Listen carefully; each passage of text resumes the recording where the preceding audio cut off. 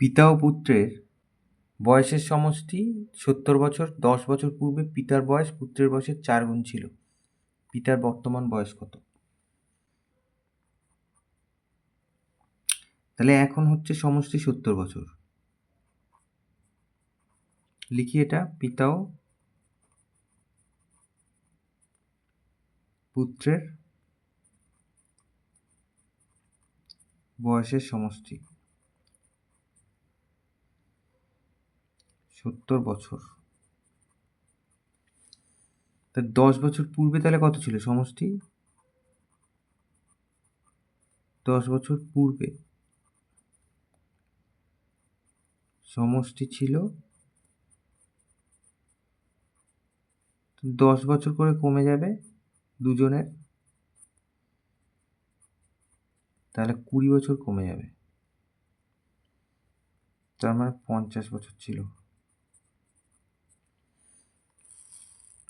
তো 10 বছর পূর্বে বলেছে পুত্রের বয়সের 4 গুণ ছিল পিতার বয়স, তাহলে পুত্রের বয়স ধরে নিই। 10 বছর পূর্বে, এটা লিখি মনে করি, পুত্রের বয়স ছিল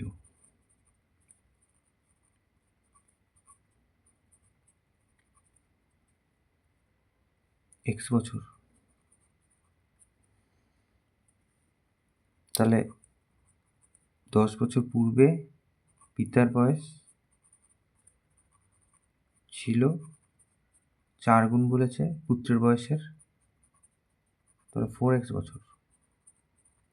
তো এই দুটো মিলিয়ে কত? 50 বছর।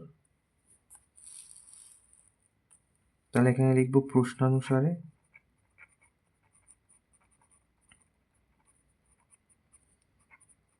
এই দুটো মিলিয়ে 50, তাহলে 5x সমান সমান 50 বা x সমান সমান 50-এর 5, তার মানে 10 বা x সমান সমান 10। তাহলে পুত্রের বয়স x বছর ছিল, তাহলে 10 বছর আগে, এটা 10 বছর পূর্বে পুত্রের বয়স